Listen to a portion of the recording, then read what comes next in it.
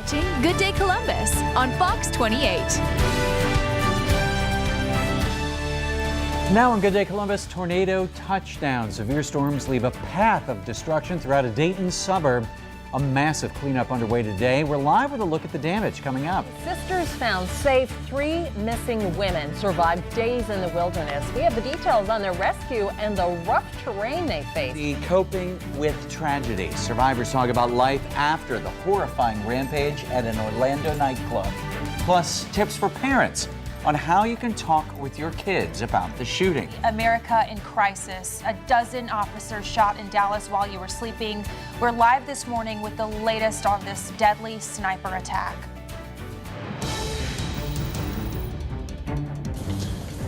Today is a wrenching reminder of the sacrifices that they make for us.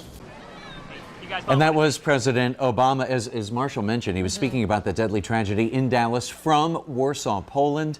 Last night, 14 people were shot at a Black Lives Matter protest. 12 of them were police officers. 5 of those officers have now died, making this the deadliest day for law enforcement since the 9/11 terrorist attacks.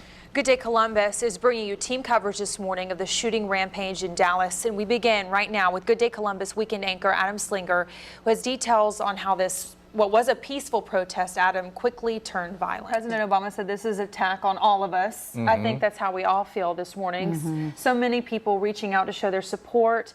Here's some video of a touching tribute to the victims and their families from the Columbus Gay Men's Choir.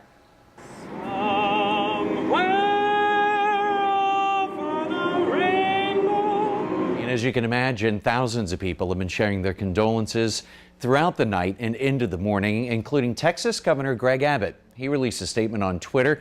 He says his thoughts and prayers are with the law enforcement community, the officers killed and the injured. Some of the bravest men and women you'd ever want to be associated with. You see video footage after video footage of them running toward gunfire. Another disturbing thing we've heard, Scott, is that maybe he wasn't just targeting Pulse. We've heard reports that he had planned to maybe target Disney World, downtown Disney. What do you know about maybe other places he was planning to attack? And we're on your side this Monday morning, speaking with a security and safety expert about some ways that you can protect yourself during an active shooter situation. I know a lot Continue to follow that breaking news outside of the nation's capital.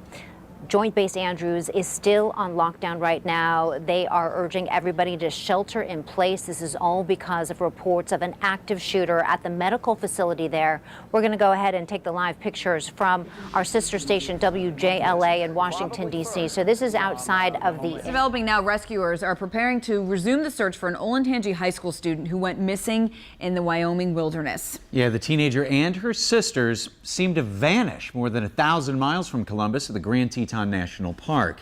Good Day Columbus reporter Mike McCarthy joins us live now at the school with more on the effort about to get underway today. Mike. Thanks. Breaking now, a citywide curfew goes into effect in Baltimore after hours of violence and destruction overnight. Yeah, rioters angry about the death of Freddie Gray filled the streets yesterday. The National Guard was called in to assist police as they responded to all the looting, the physical fighting, and some incidents of arson. We know at least 6 police officers were hurt during these demonstrations. Officials have closed city schools for the day and issued a state of emergency. We'll have a live report from Baltimore coming up. Now to the latest on the terror in Orlando. We have new information coming in overnight about the victims and survivors in that deadliest mass shooting in recent U.S. history. 27 people are still in the hospital this morning, 6 of them in critical condition. At this point, no funeral services have been announced, but the remains of 28 people have been handed over to funeral homes there. The coroner says autopsies for the remaining victims should be complete this morning. ABC News reporting that families are being offered funerals for free by those local funeral homes. And now to the latest on the ambush in Dallas. We're learning some new information this morning about the shooter, Micah Johnson. Authorities think the 25-year-old Army Reserve vet was planning much larger attacks than what he carried out. Investigators searched his home last week. They found bomb-making materials and a military journal, among other things. Witnesses also reported seeing him practice maneuvers and explosions in his yard. Dallas Police Chief David Brown says he thinks Johnson considered the Black Lives Matter march that was happening as a, quote, moment of opportunity to attack a large number of officers. Authorities detonated a device to end that 2-hour-long standoff with Johnson, and Police Chief Brown says Johnson left them a message before he died. I can just add, at the scene where he was killed, there was he wrote some lettering in blood on the walls.